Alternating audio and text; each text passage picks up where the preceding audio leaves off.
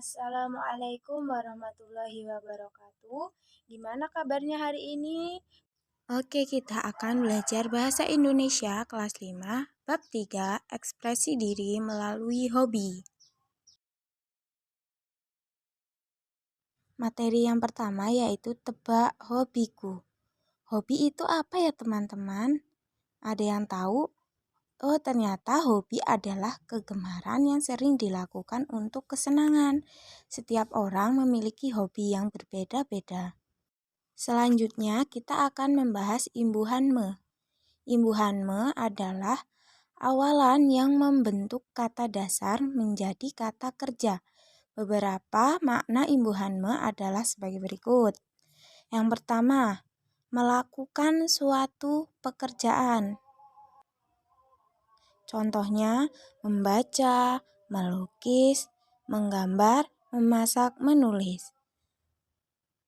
Dan yang kedua, membentuk atau menjadikan sesuatu.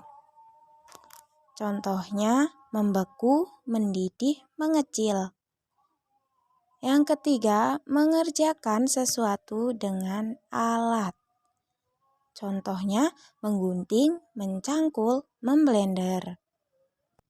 Selanjutnya, perhatikan bahwa terdapat penyesuaian jika kita menggabungkan kata dasar dan awalan me. Imbuhan me menjadi mem jika kata dasar dimulai dengan huruf P. Contohnya, kata potong. Jika ditambahi imbuhan me, maka jadi memotong. Yang kedua, imbuhan me menjadi meng jika kata dasar dimulai dengan huruf K atau G. Contohnya, awalan me jika ditambah kata gunting, maka menjadi menggunting. Selanjutnya yang ketiga, imbuhan me menjadi men jika kata dasar dimulai dengan huruf C. Contohnya, awalan me jika ditambah cuci, maka menjadi mencuci. Imbuhan me tidak berubah jika kata dasar dimulai dengan huruf M. Contohnya, awalan me jika ditambah mulai, maka menjadi memulai. Selanjutnya, imbuhan me mengubah kata dasar dengan awalan T menjadi N. Yang terakhir, imbuhan me mengubah kata dasar dengan awalan T menjadi N. Contohnya yaitu awalan me ditambah tangkap, maka menjadi menangkap. Materi selanjutnya kita akan belajar tentang imbuhan kan. Imbuhan kan adalah akhiran yang mengubah kata dasar menjadi kata kerja. Kata kerja yang terbentuk menyatakan makna perintah. Contohnya ini teman-teman, ambil. Kata ambil ditambah akhiran kan jadi ambilkan. Yang kedua, kata dengar jika ditambah akhiran kan maka menjadi dengarkan. Selanjutnya, kata pindah ditambah akhiran kan jadi pindahkan. Yang keempat, kata tuang ditambah akhiran kan maka menjadi tuangkan. Yang mana empat ini merupakan kata kerja yang menjadi perintah. Materi selanjutnya kita akan belajar imbuhan lah. Imbuhan lah adalah akhiran yang mengubah kata dasar menjadi kata kerja. Kata kerja yang terbentuk menekankan kata dasarnya dan menyatakan perintah. Contohnya yaitu kata buat jika ditambah akhiran lah, maka menjadi buatlah. Dan yang kedua, kata gambar jika ditambah akhiran lah, maka gambarlah. Bisa ya teman-teman, mudah sekali bukan? Nah, selanjutnya kita akan belajar menulis surat pribadi. Nah, ini contoh dari surat pribadi. Ada nomor 1 sampai nomor 7. Yang pertama, nomor 1, ada kata Surabaya 16 Agustus 2020. Ini termasuk ke apa ya teman-teman? Ya, Ini termasuk tempat dan tanggal penulisan surat.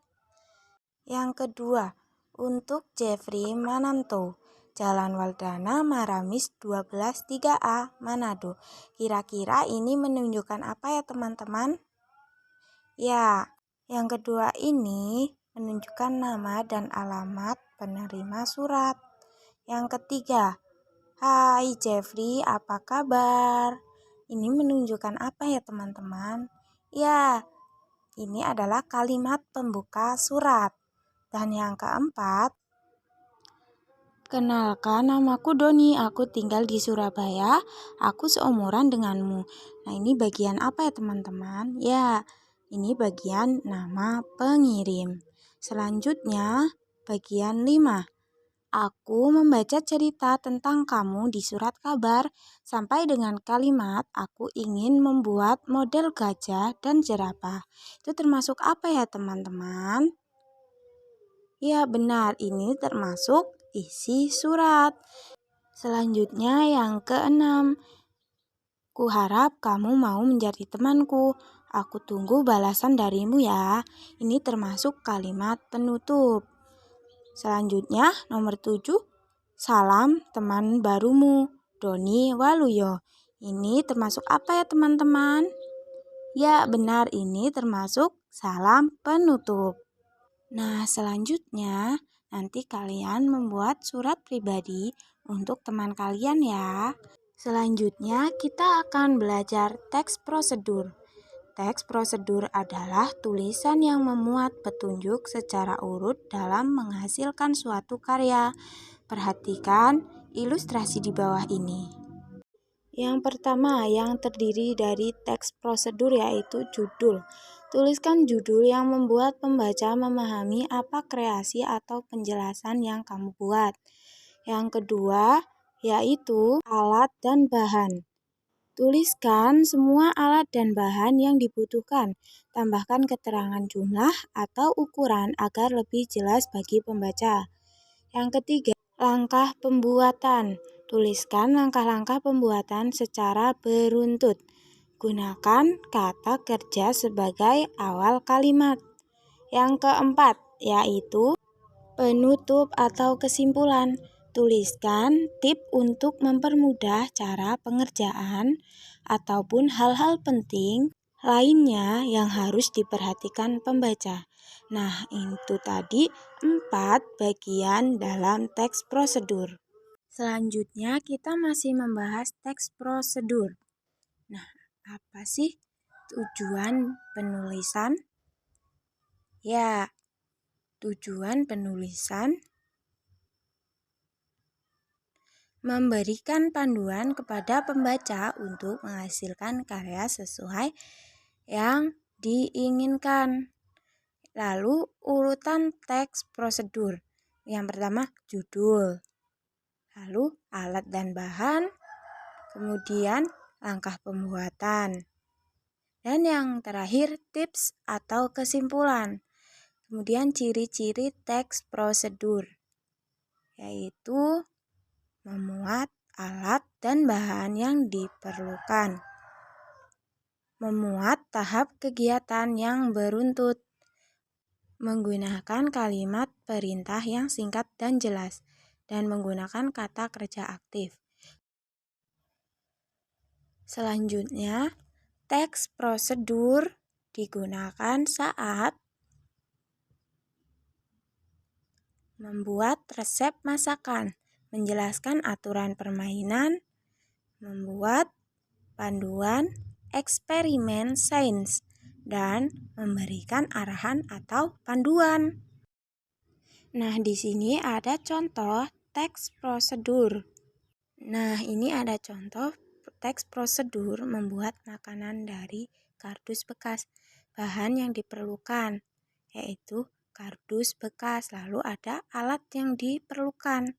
Itu ada pensil, alat warna, dan gunting. Lalu ada cara membuatnya, yaitu ada 6 langkah. Lalu yang terakhir ada kalimat, hore, mainanmu sudah siap untuk dimainkan. Nah, perlu diingat kembali ya teman-teman, Dalam membuat teks prosedur, yaitu yang pertama ada judul, lalu alat dan bahan, langkah-langkah pembuatan, dan yang terakhir kesimpulan atau tips. Oke, sekian pembelajaran kita hari ini. Semoga kalian selalu sehat dalam lindungan Allah Subhanahu wa Ta'ala. Ibu akhiri, wassalamualaikum warahmatullahi wabarakatuh. Terima kasih, teman-teman. Sampai jumpa.